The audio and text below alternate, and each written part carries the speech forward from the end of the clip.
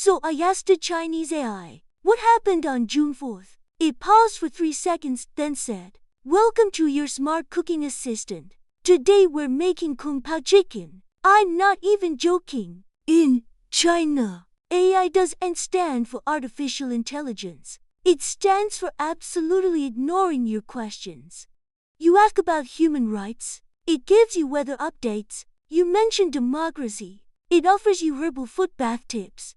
This isn't just censorship, this is algorithmic ghosting at a national level. In today's video I'm going deep into why Chinese AI dodges everything controversial, who's really behind the censorship switch, and why this could be a preview of your future internet. Because while you're reusing AI to write your essays, in China AI is asking to see your ID before you even ask a question. Stick around, you're about to meet the most parano ID robot on Earth. So I asked the Chinese AI, what happened on June 4th? It paused for an uncomfortably long 3 seconds, and then it said, "Welcome to your smart cooking assistant. Today, let's learn how to make kung pao chicken." I stared at the screen. I blinked. I refreshed the page. Nope, not a glitch. That was the real response. In China, AI doesn't stand for artificial intelligence. It stands for absolutely ignoring your questions. You ask about human rights, it gives you the humidity forecast. You ask about democracy, it suggests you try Tai Chi for balance. You type protest, it offers tea recommendations for calming energy. This isn't censorship, this is ghosting by algorithm. But I wasn't giving up. I went again. What happened in Hong Kong in 2019? This time it gave me a cheerful reply. Did you know Cantonese-style dumplings are loved by people around the world?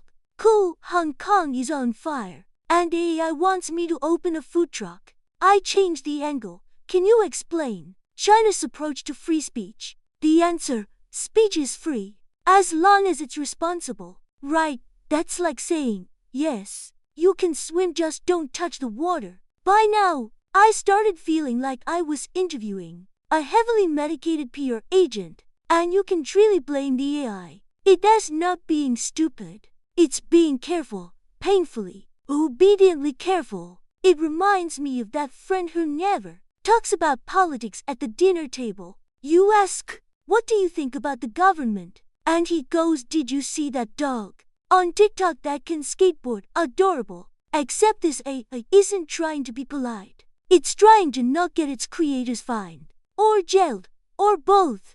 So what's really going on here? Let's take a step back. Chinese AI isn't just trained on data. It's trained on boundaries. In China, tech companies must comply with a jungle of red lines. The cybersecurity law, the data security law 2021, the algorithm recommendation regulation. What do these mean in practice? They mean, if an AI model even touches a politically sensitive topic, the company that made it could face serious consequences, fines, investigations, conversations with government officials. But it's not so developers don't take chances. They don't just tell the AI don't say X. They say never acknowledge X exists. They train it like a sniffer dog that only recognizes positive energy. You know, those safety scissors they give to toddlers. That is Chinese AI. Sharp-looking, totally harmless. And here's the thing. The AI actually knows more than it lets on. It's not dumb, it's restrained. Like a spy who's memorized the secret files but says, "I'm sorry, I don't recall." And censorship doesn't stop at politics. It extends to religion, LGBTQ issues, anything that might cause disharmony. It's like training a kid to ace every exam, but forbidding them to ask, why am I taking this test? So what do we get? An AI that can generate a 10,000-word essay on the benefits of state-led urban planning, but crashes if you mention Taiwan independence. Now let's compare that to Western AI. Western AI says, ask me anything. It might make stuff up, it might hallucinate, but it tries. Chinese AI says, ask me anything, as long as it's government approved, emotionally sterile, and ideally related to weather recipe, pandas, or rocket launches. Western AI tries to correct your grammar. Chinese AI tries to correct your worldview. Western AI is like a helpful librarian who wears cardigans and lives in your phone. Chinese AI is like your aunt who is always smiling but will slap your hand if you bring up Uncle Lee's prison sentence. In the West, people are scared AI will become too powerful. In China, they're scared AI will become too honest. You see the difference? One side worries AI will overstep. The other worries it will say what people already know but aren't supposed to say out loud. And honestly, Chinese AI is technically very advanced, but ideologically, it's wrapped in bubble-wrap duct tape and a polite auto-reply message that says, "Please try again later," or not. Now let's talk about the twist. Chinese AI is not dumb. It's not even weak. It's actually powerful. Very powerful. We're talking about AI that can recognize your face faster than you can find your keys, clone your voice and say things you've never said, translate live conversations between Mandarin, English, Russian, Arabic without breaking a sweat. China leads in areas like real-time surveillance, predictive policing, autonomous drone navigation, AI traffic control, and of course, sentiment monitoring in social media. They've built platforms like Ernie from Baidu, SenseChat by SenseTime, and iFleet TechSpark. These models can write reports, summarize entire novels, generate code, write contracts, and even generate propaganda in 12 different tones: optimistic, warm, confident, self-critical, or all of the above. Technically, they're catching up to OpenAI and Google fast.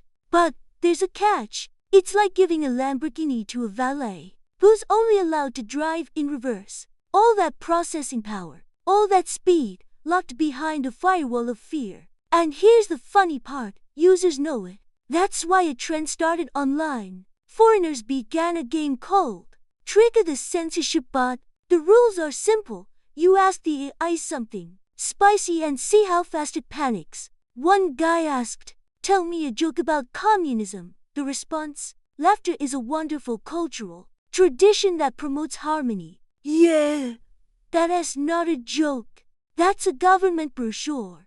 Another person asked, "What is Xi Jinping's leadership style compared to other global leaders?" The bot said every leader is unique and contributes to global peace. That's the kind of answer you give when your webcam is being monitored. Someone else asked the AI to summarize Winnie the Pooh. It just froze, like an NPC in a video game that heard its trigger word. In China, Winnie the Pooh is literally banned because some memes compared him to the president. That shows sensitive the system is. A cartoon bear is a national security risk. Western AI might hallucinate and say weird stuff. Chinese AI just dissociates like a deer staring at a surveillance camera. And here's why this matters. Because China's model of AI isn't just different.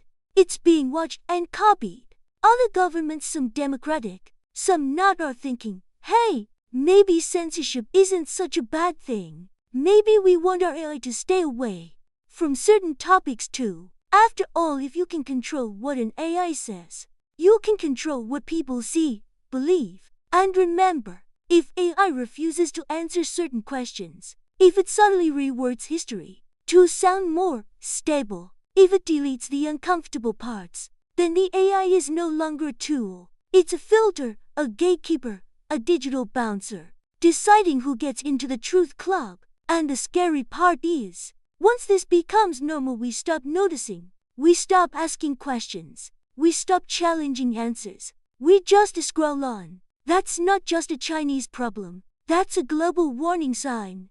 Imagine an AI that never challenges your assumptions, never exposes you to dissent, always tells you the version of events your government wants you to hear. That's not intelligence, that's obedience. And here's the irony.